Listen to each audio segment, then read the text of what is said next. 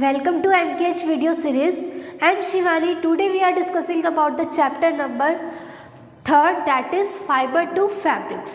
हमें इस चैप्टर में क्या पढ़ना है, जो फाइबर्स होते हैं हमारे फैब्रिक्स होते हैं वो कैसे बनते हैं। ठीक है, आप कभी अगर क्लोथ्स की शॉप पे गए हो तो वहाँ क्या होता है, आपको डिफरेंट टाइप के क्या दिखाते हैं, फैब्रिक्स दिखाते हैं, क्लोथ्स दिखाते हैं। तो कुछ क्लोथ्स होते हैं वो किसके बने होते हैं, कॉटन के होते हैं, कुछ होते हैं जो सिल्क के होते हैं, कुछ होते हैं जो वूलन के होते हैं, कुछ होते हैं जो सिंथेटिक और जूट के होते हैं। तो ये जो सब है ये क्या है, हमारे फैब्रिक्स है। क्लोथ्स को हम क्या बोलते हैं, फैब्रिक्स बोलते हैं। ठीक है, ये हमारे क्या है, फैब्रिक्स है। अब ये फैब्रिक्स हमें कहाँ से मिलते हैं, ये फैब्रिक हमें प्लांट से भी मिल सकते हैं, ये एनिमल से भी मिलते हैं हमें, और ये कहाँ से मिलते हैं, सिंथेटिक भी मिलते हैं। मतलब इसे हम खुद भी बना सकते हैं। कैसे बना सकते हैं, ये सब आज हम इस चैप्टर में डिस्कस करेंगे कि जो फैब्रिक होता है वो किससे मिलकर बनता है। आपने कपड़ा देखा होगा तो क्या होता है, वो पूरा एक कंटिन्यूस पैटर्न होता है। जैसे जो आपने शर्ट पहन रखी है, मैंने जो शर्ट पहन रखी है, ये पूरा आपको कपड़ा दिख रहा है। ठीक है, फैब्रिक दिख रहा है आपको पूरा। इसके अंदर ना तो आपको कोई थ्रेड दिख रहा, कुछ दिख रहा है मेरी शर्ट के अंदर आपको कहीं भी थ्रेड दिख रहा है, नहीं दिख रहा। पूरा फैब्रिक दिख रहा है, पूरा क्लॉथ दिख रहा है। तो ये क्या है अब ये जो मेरी शर्ट है किसकी बनी है, कॉटन की बनी है। तो मेरा जो फैब्रिक है वो किसका है, कॉटन का है, जो कि किससे मिलकर बना है, बहुत सारे थ्रेड से मिलकर बना है। अब हम इस चैप्टर में ये भी पढ़ेंगे कि जो फैब्रिक्स होते हैं वो कैसे बनते हैं, किस चीज़ से मिलकर बनते हैं, और जो फैब्रिक्स मिले हमें, ये जो कॉटन है, सिल्क है, वुलन है, सिंथेटिक है, जूट है, ये हमें किससे मिलते हैं, हम ये भी पढ़ेंगे। बनते कैसे हैं, मिलते किससे हैं, और कितने टाइप्स के होते हैं। तो सबसे पहले जो फैब्रिक्स है,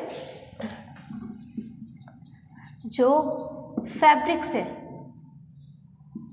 ठीक है, वो हमें दो तरीके से मिलते हैं। एक तो हमें मिलते हैं प्लांट से,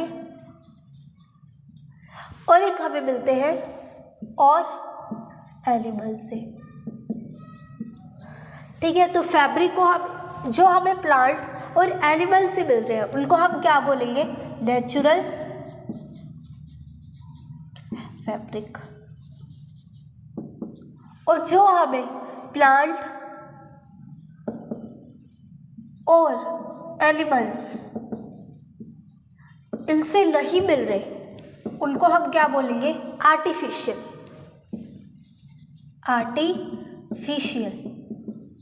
और सिंथेटिक। आर्टिफिशियल का दूसरा नाम क्या है, सिंथेटिक।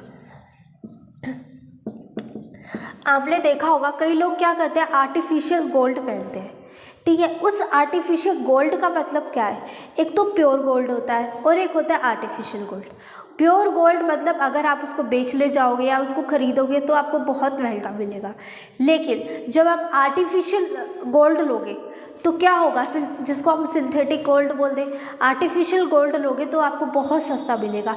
आपको 30 रुपये में भी मिल सकता है, आपको 50 में भी मिल सकता है, 100 में भी मिल सकता है, 200 में भी मिल सकता है, हर किसी रेंज में अवेलेबल रहता है। तो ये जो आर्टिफिशियल गोल्ड है, दूर से देखने पर किसी बंदे को क्या लगेगा कि इसने रियल का गोल्ड पहन रखा है, प्योर गोल्ड पहन रखा है, लेकिन असल में क्या है, वो एक सिंथेटिक गोल्ड है, आर्टिफिशियल गोल्ड है। वो तो पहनने वाले को पता है ना कि उसने कौन सा गोल्ड पहन रखा है, उसने आर्टिफिशियल गोल्ड पहन रखा है या प्योर गोल्ड पहन रखा है, लेकिन सामने वाले को देखने से लगेगा कि हाँ भाई इसने प्योर गोल्ड पहन रखा है। तो लोग मोस्टली आर्टिफिशियल गोल्ड क्यों पहनते हैं, क्योंकि वो चीपर आते हैं, सस्ते आते हैं और गोल्ड के जैसे बिल्कुल दिखते हैं। तो यही सेम फैब्रिक्स में अप्लाई होते हैं। कुछ फैब्रिक ऐसे होते हैं जो प्योर होते हैं, जो नेचुरल होते हैं, जो हमें प्लांट से और एनिमल से मिलते हैं। वो क्या होते हैं, नेचुरल होते हैं और बहुत कॉस्टली भी होते हैं। क्या होते हैं, बहुत कॉस्टली भी होते हैं। लेकिन कुछ फैब्रिक ऐसे होते हैं जो हमें प्लांट्स और एनिमल से नहीं मिलते। उनको कौन बनाता है, ह्यूमन्स बीइंग बनाते हैं, ह्यूमन बीइंग। कैसे बनाते हैं, कुछ केमिकल्स यूज़ करके। केमिकल्स होते हैं, उन केमिकल्स को यूज़ करके वो क्या बनाते हैं, आर्टिफिशियल फैब्रिक बनाते हैं, जो दिखते तो बिल्कुल कैसे हैं, प्योर फैब्रिक की तरह, बट असल में वो क्या है, एक सिंथेटिक फैब्रिक है, जो कि क्या है, प्योर फैब्रिक से सस्ता है। जो मैंने अभी गोल्ड का एग्जांपल दिया ना, सेम वैसे ही, मतलब जो दिखते तो बिल्कुल प्योर जैसे हैं, लेकिन होते असल में वो क्या है, एक आर्टिफिशियल है, तो वो उनको कैसे बनाते हैं? By the help of chemical substance. हमें इस चैप्टर में क्या पढ़ना है? ओनली नेचुरल फैब्रिक के बारे में पढ़ना है। किसके बारे में पढ़ना है? नेचुरल फैब्रिक के बारे में। जब आप नेक्स्ट क्लास में मूव करोगे तब हम आपको आर्टिफिशियल और सिंथेटिक फैब्रिक के बारे में बताएंगे, लेकिन इस क्लास में आपको सिर्फ क्या पढ़ना है? किसके बारे में पढ़ना है? नेचुरल फैब्रिक के बारे में पढ़ना है। ठीक है, तो इसको अभी आप भूल जाओ, सिर्फ इतना सा याद रखना है, जो हमें प्लांट्स और एनिमल से नहीं मिलते वो हमारे क्या होते हैं? आर्टिफिशियल और सिंथेटिक फाइबर्स होते हैं। ठीक है, और इन आर्टिफिशियल और सिंथेटिक फाइबर को कौन बनाता है? ह्यूमंस बनाते हैं। ठीक है, कैसे बनाते हैं? With the help of chemical substance बनाते हैं। हमें किसके बारे में पढ़ना है? नेचुरल फैब्रिक के बारे में पढ़ना है, जो हमें कहाँ से मिलते हैं? प्लांट से और एनिमल से मिलते हैं। और ये क्या होते हैं? कॉस्टली होते हैं, और ये वाले कैसे होते हैं? चीपर होते हैं। ठीक है, तो हम इस चैप्टर में अभी नेचुरल फैब्रिक के बारे में पढ़ेंगे। अब देखो, जो मैंने यहाँ डिफरेंट फैब्रिक्स लिखे, कॉटन लिखा, सिल्क लिखा, वुलन लिखा, सिंथेटिक लिखा और जूट लिखा। ठीक है, ये सारे फैब्रिक है, ये हमें कहाँ से मिलते हैं? ऑब्वियस सी बात है, सिंथेटिक का मतलब ये तो हमें प्लांट्स और एनिमल से नहीं मिलेगा, लेकिन इसके अलावा जितने भी मैंने यहाँ लिखे, कॉटन, सिल्क, वुलन और जूट, ये हमें कहाँ से मिलते हैं? प्लांट और एनिमल से। सिंथेटिक यहाँ से हटा दो। ये जो लिखे हैं कॉटन, सिल्क, वुलन और जूट, ये हमें कहाँ से मिले? प्लांट्स और एनिमल से मिले। इसका मतलब ये क्या है? हमारे नेचुरल फैब्रिक है। ठीक है, अब आपको पता चल गया फैब्रिक्स को कितने टाइप के होते हैं। 2 टाइप्स के होते हैं, नेचुरल फैब्रिक और आर्टिफिशियल फैब्रिक। हमें किसके बारे में पढ़ना है? Natural fabric. और नेचुरल फैब्रिक में कौन कौन से आते हैं? कॉटन, सिल्क, वुलन और जूट। अब हमें ये देखना है कि ये जो फैब्रिक्स है ये किससे मिलकर बनता है। मतलब पूरा ये जो मेरी जो शर्ट दिख रही है आपको, ये कैसे बनी तो ये थ्रेड से है, बट ये पूरा कंटिन्यूस पैटर्न कैसे आ गया, जिससे कि जो मेरी जो पूरी है वो शर्ट बन गई। कंटिन्यूस पैटर्न कैसे ऑब्जर्व हुआ, ये हम इसमें देखेंगे। उसके बाद हम देखेंगे ये जो कॉटन है, सिल्क है, वुलन है, जूट है, ये हमें प्लांट से और एनिमल से कैसे मिलता है। ठीक है, तो सबसे पहले हम डिस्कस करते हैं जो फैब्रिक है, ये पूरे ये जो थ्रेड है, थ्रेड से फैब्रिक कैसे बनता है, या ये जो फैब्रिक है किस चीज़ से मिलकर बना है, किस चीज़ से मिलकर बनता है, इसके बारे में हम देखते हैं। तो चलिए अब हम देखते हैं जो हमारे फैब्रिक है, जो हमारा क्लोथ है, वो किन किन चीज़ों से मिलकर बनता है। तो सबसे पहले मैं यहाँ आपको एक क्लॉथ दिखा रही हूँ। ये क्लॉथ देखो, इसमें ये जो देखो यहाँ से क्या निकल रहे हैं? बहुत सारे, ये देखो यहाँ से क्या निकल रहे हैं? बहुत सारे थ्रेड्स निकल रहे हैं। इन थ्रेड को आप खींचोगे तो आपको क्या मिलेगा? एक थ्रेड मिलेगा। ये देखो मैंने खींचा, मेरे को एक थ्रेड मिला। ये देखो थ्रेड। ठीक है, ये जो थ्रेड मिला है ये क्या है? इसका मतलब हमें पता चल गया ये जो पूरा फैब्रिक है ये किससे मिलकर बना है? बहुत सारे थ्रेड से मिलकर बना है, जो कैसे अरेंज्ड है? इस पैटर्न में अरेंज है। अब ये जो थ्रेड्स है इन्होंने मिलकर क्या बना दिया? एक नेटवर्क बना दिया, नेटवर्क। अब ये नेटवर्क बनने से हमारा क्या बन गया? फैब्रिक बन गया। ठीक है, ये जो मैंने थ्रेड्स खींचे थे, इन थ्रेड्स को हम क्या बोलेंगे? ये जो थ्रेड मैंने खींचा था, इस थ्रेड को हम क्या बोलेंगे? यार्न्स बोलेंगे। क्या बोलेंगे? यार्न्स बोलेंगे। ये जो थ्रेड थे इनको हम क्या बोलेंगे? यार्न्स। ठीक है, देखो फैब्रिक था, ये पूरा फैब्रिक है। फैब्रिक में से मैंने थ्रेड खींचा तो मुझे पता चला ये जो फैब्रिक है ये किससे बना है? इस तरह के नेटवर्क से मिलकर बना है। और ये जो थ्रेड जो निकल रहा है इसको हमने नाम क्या दे दिया? यार्न दे दिया। यानी फैब्रिक है वो किससे मिलकर बना है? यार्न से मिलकर बना है। अब ये जो यार्न है, ये जो यार्न है ये किससे मिलकर बना है? अब आपने ये थ्रेड खींचा। अगर आपको थ्रेड खींचने में प्रॉब्लम आए तो क्या करना है? नीडल की हेल्प से उसको खींचना, वो खींचा जाएगा पूरा। घर पे ट्राई करके देखना, बहुत मज़ेदार है। ठीक है, अब जब आप इसको खींचोगे, ये जब यार्न निकल गया, मैंने इसको निकाल लिया। अब क्या करना है? ये जो आपके पास थ्रेड आया है इसको क्या करना है? ये इसका जो एक कॉर्नर है इसको यहाँ से इस तरह से खींचो। इस तरह से खींचोगे ना, इस तरह में इस यहाँ पर ना जब खींचने के बाद ना इसमें से बहुत छोटे छोटे थिन थ्रेड निकल जाएंगे। आपको कैमरे में भी शो नहीं होंगे, लेकिन आप घर पे ट्राई करके देखना। एक थ्रेड लेना, उसमें से उसको इस तरह से खींचना, स्क्रैच करना, उस थ्रेड को स्क्रैच करोगे ना तो उसमें से बहुत छोटे छोटे थिन थ्रेड्स निकल जाएंगे इस तरह से। ये थ्रेड है आपका। जब आप इसको यहाँ से एक थंब लगाना, टेबल पे रख लेना, यहाँ से एक थंब लगाना और इस वाले थंब से आप क्या करना, इसको स्क्रैच करना। इस तरह से स्क्रैच करोगे ना तो क्या होगा, स्क्रैच करोगे तो इसके ये जो थ्रेड है आपका, इसमें से कुछ थिन थ्रेड्स और निकल जाएंगे इस तरह से, बिल्कुल थिन, बिल्कुल से पतले होंगे। ठीक है, वो थ्रेड ये क्या है, ये जो थ्रेड निकले ये क्या है, थिन स्ट्रैंड्स। इन थिन स्ट्रैंड्स का नाम क्या है, फाइबर्स। ठीक है, इन थिन स्ट्रैंड्स को क्या नाम दे दिया, फाइबर नाम दे दिया। जैसे हमने ये जो थ्रेड निकला था इसके अंदर, ये वाला जो थ्रेड था, इस थ्रेड को हमने क्या नाम दिया, यार्न्स निकला। इसके अंदर भी कुछ थ्रेड्स हैं, उन थ्रेड्स को क्या नाम दे दिया, फाइबर्स नाम दे दिया। कभी आपने देखा होगा कि जब आपकी मम्मा नीडल में जब थ्रेड डालती है तो वो थ्रेड उसके अंदर जा नहीं पाता। क्यों नहीं जा पाता वो थ्रेड, ट्राई करके देखना एक बार। नीडल लेना, उसके अंदर थ्रेड डालकर देखना, क्या उसमें से उसका जो होल है, ये नीडल है आपकी, उसमें क्या होता है, उसके पीछे इतना सा होल होता है, उस होल में से क्या करते हैं, थ्रेड को पास करते हैं। कई बार ऐसा होता है उस होल में से थ्रेड पास नहीं हो पाता। तो होल में से थ्रेड पास क्यों नहीं हो पाता, क्योंकि जो आपने थ्रेड लिया है उसके आगे क्या होंगे, बहुत छोटे छोटे क्या होंगे, स्टार्स होंगे। वो स्टार्स क्या करते हैं, इसमें से पास नहीं हो पाते, वो इधर उधर मूव करते रहते हैं, इतने पतले होते हैं। ठीक है, तो वो पतले होने के कारण, वो थिन स्ट्रैंड्स के कारण उसमें से पास नहीं हो पाता। फिर आपकी मम्मा क्या करती है, उस थ्रेड को मुंह में लेती है, उसको थोड़ा सा वेट करती है। वेट करने के बाद वो उसमें से पास कर पाती, क्योंकि जब वेट करेंगे, ठीक है, तो वो जो थिन स्ट्रैंड्स जो होंगे, जो हमारे फाइबर्स जो होंगे, वो क्या होगा, एक जगह स्टेबल हो जाएगा पूरा। जब कोई चीज़ वेट होती है तो कैसे दिखती है, थोड़ी सी मोटी दिखने लग जाती है। तो वो जो थिन स्ट्रैंड्स होंगे, बहुत सारे थिन स्ट्रैंड्स होते हैं, इस तरह से बहुत सारे फाइबर्स निकलते हैं। अब ये बहुत सारे फाइबर्स को जब हम वेट करेंगे तो वेट करने के बाद ये सारे क्या हो जाएंगे, ये आपका थ्रेड है, वेट कर दिया तो उसके बाद इस तरह से बहुत मोटा सारा बन जाएगा।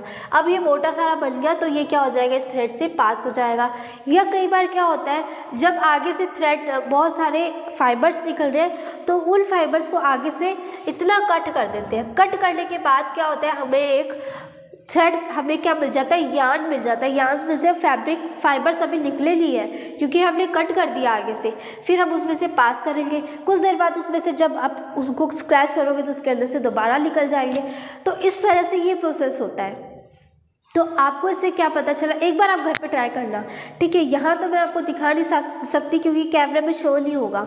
ठीक है, तो आप क्या करना, घर पे नीडल में से पास करके देखना, या एक थ्रेड लेना, उसको स्क्रैच करना, उसके अंदर से बहुत छोटे छोटे थ्रेड्स निकलेंगे, छोटे छोटे फाइबर्स निकलेंगे, जिनका नाम हमने दिया है फाइबर्स।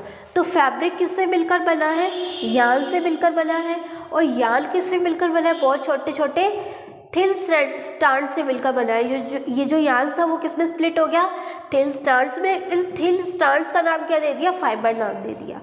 ठीक है, अब हम देखेंगे ये जो फाइबर है ये मिला कहाँ से। ठीक है, ये जो फाइबर है ये मिला कहाँ से हमें, ये मिला हमें प्लांट्स। हम अभी नेचुरल फाइबर के बारे में पढ़ रहे हैं, नेचुरल फैब्रिक के बारे में पढ़ रहे हैं। तो ये मिला हमें प्लांट से और एनिमल से। ठीक है, जब ये फाइबर मिला तब इन फाइबर्स को हमने किस में चेंज किया, यार्न्स में चेंज किया। यार्न्स में चेंज करने के बाद हमने इनका इस तरह से पैटर्न बनाया। इस तरह से पैटर्न बनाने के बाद हमें क्या मिल गया, फैब्रिक मिल गया। अब हम धीरे धीरे डिस्कस करते हैं कि ये हमें प्लांट्स और एनिमल से कैसे मिलते हैं, कॉटन हमें कैसे मिलता है, सिल्क हमें कैसे मिलता है, वूलन हमें कैसे मिलता है, ये अब हम डिस्कस करते हैं। सबसे पहला हम देखेंगे कॉटन का, कॉटन हमें कैसे मिलता है। तो उससे पहले ये देखो, जो फाइबर्स है हमारा जो फैब्रिक था, फैब्रिक से हमें क्या मिला, फैब्रिक किससे मिलकर बना है, यार्न से। और यार्न किससे मिलकर बना है, फाइबर से। ठीक है, तो जो हमारे जो फाइबर्स थे, ठीक है, ये कितने टाइप्स के थे मैंने बताया था अभी, नेचुरल और आर्टिफिशियल। नेचुरल कौन से होते हैं? जो हमें प्लांट्स और एनिमल से मिलते हैं, वो क्या होते हैं? नेचुरल होते हैं। अब नेचुरल में कौन कौन से आते हैं? कॉटन, जूट, सिल्क और वुलन। और जो कॉटन एंड जूट है ये हमें किससे मिलते हैं? प्लांट से मिलते हैं। और जो सिल्क और वुलन है वो हमें किससे मिलते हैं? एनिमल से मिलते हैं। ये आपको याद रखना है, ठीक है। उसके बाद आर्टिफिशियल पर आते हैं, जो कि प्लांट्स और एनिमल से नहीं मिलते, उनको हम क्या बोलते हैं? आर्टिफिशियल बोलते हैं। और जब प्लांट्स और एनिमल से नहीं मिलते तो किससे मिलते हैं? वो मिलते हैं केमिकल सब्सटेंस से, मतलब उस पर कोई केमिकल्स डालते हैं। केमिकल्स डालने पर और क्या मिल जाता है हमें? आर्टिफिशियल फाइबर्स मिल जाते हैं। By obtain from the chemical substance load from plants and animals known as synthetic fibre. इसके एग्जाम्पल क्या है? नायलॉन और रेयॉन। आपको इसकी डिटेल में नहीं जाना, सिर्फ आपको ये पता होना चाहिए सिंथेटिक फाइबर कैसे मिलते हैं, आपको तो इसकी डिटेल में जाना है। अब सबसे पहला हम देखते हैं कॉटन। हमें कॉटन कैसे मिलता है, ठीक है। तो सब प्लांट्स फाइबर, सबसे पहला है कॉटन, ठीक है। आपने घरों में जो दिया जलाते हो, आप दिया जलाते हो उसके लिए क्या यूज़ करते हो? ऑयल लैम्प यूज़ करते हो, है ना। विक्स यूज़ करते हो, विक यूज़ करते हो। अब ये जो विक है कि किसकी बनी होती है? ये बनी होती है कॉटन की। किसकी बनी होती है? कॉटन की, ठीक है। जब कॉटन की बनी होती है तो ये जो कॉटन है हमें कहाँ से मिलेगी? यूज़ फॉर, ये जो कॉटन है हमें कहाँ से मिलेगी? प्लांट से मिलेगी। और ये जो ये किस में काम आती है? कॉटन विक बनाने के काम आती है। और किस में काम आती है? यूज़ फॉर मेकिंग क्विल्ट्स, जो हमारी जो रजाइयाँ होती है उसमें भी क्या डलती है? कॉटन डलती है। पिलो, मैट्रेस, इन सब में क्या काम आती है? कॉटन बनाने के काम आती है। ये इन सब चीज़ों को बनाने के लिए क्या काम आता है? कॉटन काम आता है। और जो हमारे क्लोथ्स हैं वो भी किसके बने होते हैं? कॉटन के बने होते हैं। कुछ क्लोथ्स हैं जो कॉटन के बने होते हैं, कुछ सिल्क के, कुछ जूट के, डिफरेंट वेराइटीज़ होती है, ठीक है। उसके बाद ये देखो कि ये जो ऑयल लैम्प है उसको बनाने के लिए आप क्या यूज़ करते हो? कॉटन यूज़ करते हो। इसका आंसर क्या आ जाएगा? कॉटन। अब ये जो ऑयल लैम्प है, आपने अगर कॉटन देखा हो, जैसे मैं आपको दिखाती हूँ, ये फैब्रिक है, इसमें से ये देखो इस तरह से कॉटन, इसके अंदर से डायरेक्ट कॉटन निकल रही है। ये देखो इस तरह आपको दिख रही है। तो ये देखो ये जो है ना, ये क्या है? हमारी कॉटन है। इस कॉटन को अगर आप खींचोगे तो क्या होगा? इसके अंदर से थिन थ्रेड्स निकलेंगे। जैसे हमने ये जो यार्न्स था उसको अगर हमने खींचा था, फैब्रिक्स था, फैब्रिक में से क्या निकले? यार्न्स निकले। यार्न्स को जब हमने खींचा, स्क्रैच किया, तो उसमें से क्या निकले थे? थिन स्ट्रैंड्स निकले थे। उन थिन स्ट्रैंड्स को क्या नाम दिया था? फाइबर्स नाम दिया था, ठीक है। उसी तरह से कॉटन होती है, इसके अंदर भी क्या होते हैं? थिन स्ट्रैंड्स होते हैं। अब ये थिन स्ट्रैंड्स क्या है? फाइबर्स है, जो कि किसके बने हैं? कॉटन के बने हैं। इसमें से भी जो थिन स्ट्रैंड्स निकले थे वो किसके बने थे? वो बने थे कॉटन के बने थे। अब ये आपको समझ में आ गया?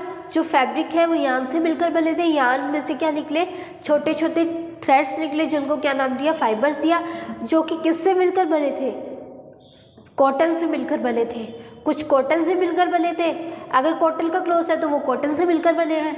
अगर वो सिल्क का क्लॉथ है तो वो सिल्क से मिलकर बने हैं। अगर वो वुलन का क्लॉथ है तो वो वुलन से मिलकर बने हैं, ठीक है। इस तरह से, उसी तरह से जब आप ऑयल लैम्प बना रहे हो, विक बना रहे हो, तो आप कॉटन यूज़ करते हो। कॉटन जो है उसको अगर आप खींचोगे, उसको स्क्रैच करोगे, तो उसमें से भी क्या निकलेंगे? थिन स्ट्रैंड्स निकलेंगे। वो थिन स्ट्रैंड्स क्या है? वो भी क्या है? कॉटन है, ठीक है। तो इस तरह से हमारी जो कॉटन है वो डिफरेंट कामों में क्या आती है? यूज़ आती है। अब ये जो कॉटन है हमें मिलती कहाँ से? ये कॉटन मिलती है हमें फील्ड में, हमें प्लांट से मिलती है, ठीक है। जो कहाँ ग्रो करती है? फील्ड में ग्रो करती है। कॉटन का बहुत बड़ा फील्ड होता है, खेत होता है उसका, जहाँ ये ग्रो करती है। और कौन से क्लाइमेट में ग्रो करती है? ये वार्म क्लाइमेट में ग्रो करती है, मतलब जहाँ बहुत ज़्यादा गर्मी होती है ना, वहाँ ग्रो करती है ये वार्म क्लाइमेट। और उसकी जो सॉइल है वो कैसी होती है? ब्लैक होती है, ब्लैक सॉइल। तो इसकी कंडीशन क्या हो गई? कॉटन को ग्रो कराने के लिए जो कंडीशन थी वो क्या होनी चाहिए, ब्लैक सॉइल होनी चाहिए और वार्म क्लाइमेट होना चाहिए। आपका क्वेश्चन बन गया। फिर दूसरी है कि कॉटन जो है वो कहाँ ग्रो करती है, आपका आंसर आएगा it is grow in the field. और from where it is obtain, it obtain from the plants. ठीक है, तो ये आपके कॉटन के क्वेश्चन हो गए। एक और क्वेश्चन है कि कॉटन जो है वो किस में काम आता है, आपका आंसर क्या आएगा, use for making quilts, pillow and mattress. ठीक है, ये आपका आंसर होगा। फिर जो है जैसे प्लांट है या कॉटन का कोई भी फील्ड है, क्या होता है उसमें, जैसे प्लांट ग्रो कर रहा है उसमें से ना फ्रूट निकलते हैं, फ्रूट मतलब फ्लावर सा निकलता है, इस तरह से पूरा बंद रहता है। ठीक है, पूरा ये बंद होता है। क्या लिखा है मैंने, fruit of cotton plants are about size of lemon. ये जो फ्रूट है, ये जो इसका जो सीड्स है, ये जो निकला फ्लावर जो है, ये क्या होता है, किसकी साइज का होता है, लेमन की साइज का होता है। लेमन तो सबने देखा होगा, जितना लेमन का साइज होता है ना उतना ही इस फ्रूट का या इस फ्लावर का साइज होता है। ठीक है, फिर क्या बोल रहे हैं, after maturing the bolls burst open and seeds cover with the cotton fibres. ये जो फ्रूट है ना इसको क्या बोल रहे हैं, कॉटन बॉल भी बोल सकते हैं। क्या बोल सकते हैं, कॉटन बॉल।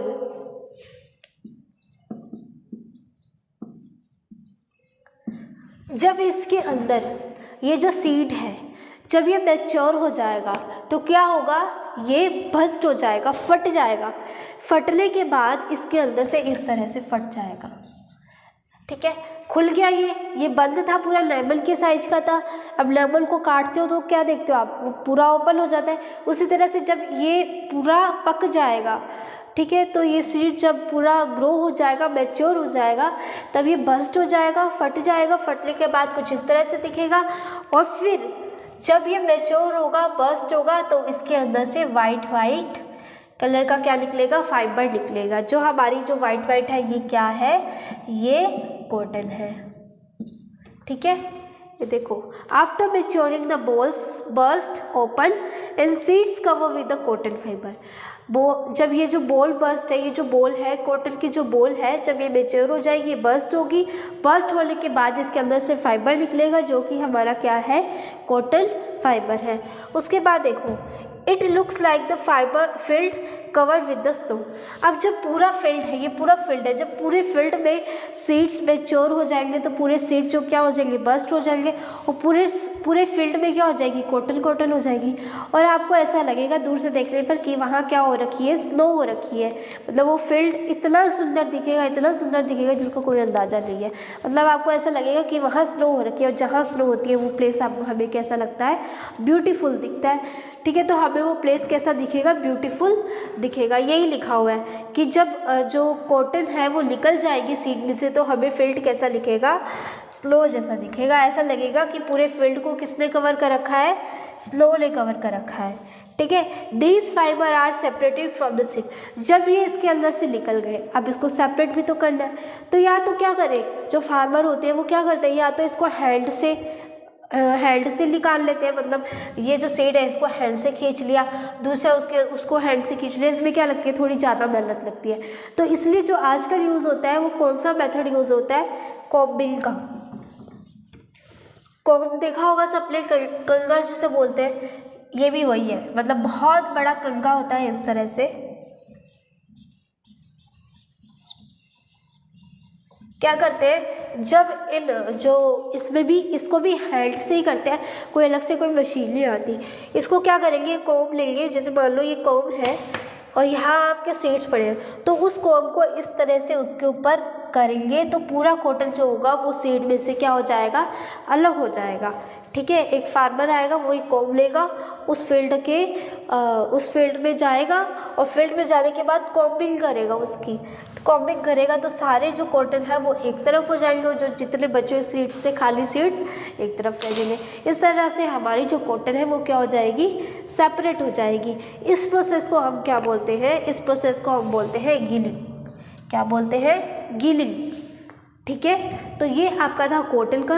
ये कॉटन हमें कहाँ से मिलती है, हमें प्लांट से मिलते हैं, जो कि कहाँ ग्रो करती है, फील्ड में ग्रो करती है। उसके लिए कंडीशन कैसी होनी चाहिए, ब्लैक सॉइल होना चाहिए और वार्म क्लाइमेट होना चाहिए। और इसका जो सीड है वो कैसा दिखता है, लेमन की तरह दिखता है, जिसको हम क्या बोल सकते हैं, कॉटन बॉल भी बोल सकते हैं, कॉटन बॉल। जब ये कॉटन बॉल है, जब ये मैच्योर हो जाएगा तब इसमें से कॉटन निकल जाएगी, बस्ट हो जाएगा, बस्ट होने के बाद इसमें से कॉटन फाइबर निकल जाएगा और उसको किसकी हेल्प से अलग कर लेंगे, कॉम्बिंग की हेल्प से हम उसको अलग कर लेंगे। इस प्रोसेस को हम क्या बोलेंगे, गिलिंग बोलेंगे। ठीक है, तो ये हमारा कॉटन के बारे में था। अब हमने कॉटन के बारे में पढ़ लिया। अब हम नेक्स्ट डिस्कस करते हैं जूट के बारे में। तो ये जो ऑब्टेन होता है, किससे ऑब्टेन होता है, स्टेम ऑफ जूट प्लांट्स। हमने पढ़ा था जो कॉटन है और जूट है वो किससे मिलता है, प्लांट से मिलता है। ठीक है, तो कॉटन था वो डायरेक्टली कहाँ ग्रो हो रहा था, फील्ड में ग्रो हो रहा था। फील्ड में ग्रो होने के बाद जो उसके सीड्स थे वो क्या हो रहे थे, बस्ट हो रहे थे, ब्रस्ट हो रहे थे। ब्रस्ट होने के बाद उसमें से कॉटन को अलग कर लिया। लेकिन जो जूट है उसका कोई फ्लावर नहीं बनता। ठीक है, फ्लावर बनता है लेकिन जूट है वो हमें फ्लावर से नहीं मिलता। वो हमें किससे मिलता है, वो हमें मिलता है स्टेम ऑफ जूट प्लांट, उसके स्टेम से मिलता है। ठीक है, फिर ये है, इसको कल्टीवेटेड कब किया जाता है, ड्यूरिंग रेनी सीजन्स। आपको याद रखना है, ये जो मैंने यहाँ लिखा है ना, ये सब आपके क्वेश्चन बन सकते हैं, तो आपको इसको अच्छे से नोट करना है और अच्छे से याद करना है। तो ये कब कल्टीवेटेड होते हैं, कल्टीवेट कब किया जाता है इनको, ड्यूरिंग रेनी सीजन्स। ठीक है, और इंडिया में ये कहाँ कहाँ ग्रो करते हैं, वेस्ट बंगाल में, बिहार में और असम में। इन जगहों पर ये क्या करते हैं, ग्रो करते हैं। और इनको हार्वेस्ट कब किया जाता है, हार्वेस्ट यानी इनकी कटिंग कब की जाती है, harvested when it is in flowering stage. जब ये फ्लावर देने वाले होते हैं, मतलब इनका फ्लावर बनने वाला होता है, उससे पहले ही हम उसका क्या कर देते हैं, कटिंग कर देते हैं। फ्लावर तो ये देते ही है, लेकिन हमें इनका क्या चाहिए, हमें इनका चाहिए स्टेम। और हम इसको कट कब करेंगे, हमें पता कब चलेगा कि हमारा जूट बनकर तैयार हो गया। कॉटन में तो वो अपने आप जो सीड्स थी वो क्या हो जाती थी, ब्रस्ट हो जाती, जिसकी वजह से हमें पता चल जाता कि कॉटन अब ग्रो हो गया। लेकिन जूट का हमें कैसा पता चलेगा, जब जो जूट का जो प्लांट है उसमें से फ्लावर उगने वाला होगा, ग्रो करने वाला होगा, तब हम क्या करेंगे, उसको हार्वेस्ट कर लेंगे, उसकी कटिंग कर लेंगे, उसमें से स्टेम को अलग कर लेंगे। अब जो उसका स्टेम है, जो हार्वेस्टेड किया हुआ स्टेम है, उसको क्या करना है, पानी में रखना है। कितने दिनों के लिए, फॉर अ फ्यू डेज के लिए उसको क्या करना है, वाटर में रखना है। और हमें क्या मिलेगा, कुछ दिनों बाद हमें क्या मिल जाएगा, उसमें से फाइबर्स। और जो किससे सेपरेट करेंगे, उसको बाय हैंड से उसको सेपरेट किया जाता है। अब आपने देखा कि जो ये हमारा हो गया प्लांट से। आपने क्या देखा, जो फैब्रिक्स थे, यानी कि जो हमारे क्लोथ्स थे वो किससे मिलकर बने थे, यार्न से मिलकर बने थे। और यार्न किससे मिलकर बना था, फाइबर से। ये तो हमें ये पता चला कि क्लोथ किससे मिलकर बनता। अब मैं आपसे पूछ रही हूँ कि आपको क्लोथ बनाना है, तो आप क्या आंसर दोगे। मैं पूछूँ आपको, आप क्लोथ कैसे बनाओगे, आप कोई फैब्रिक को कैसे बनाओगे, तो आपका आंसर क्या आएगा कि इसको उल्टा कर दो, कि सबसे पहले फाइबर लो।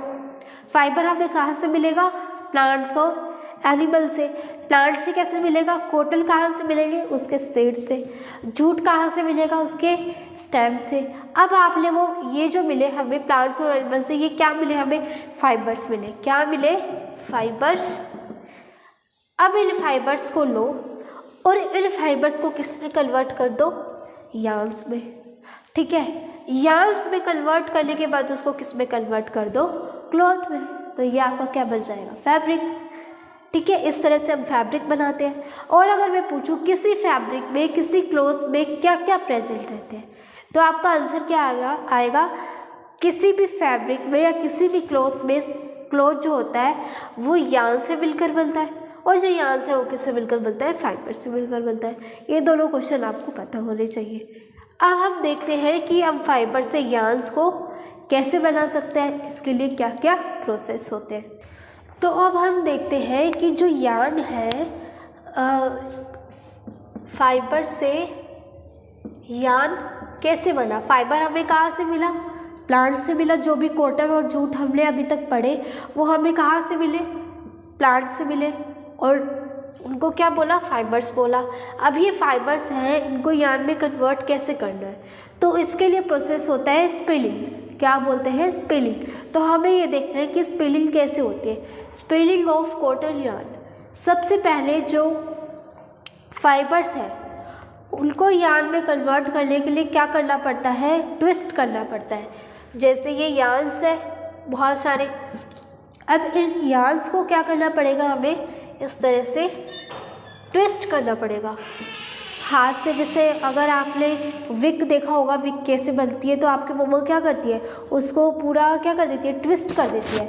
उस ट्विस्टिंग से क्या होता है, जो सारे जो हमारे जो फाइबर्स हैं वो क्या हो जाते हैं, बहुत पास पास आते हैं।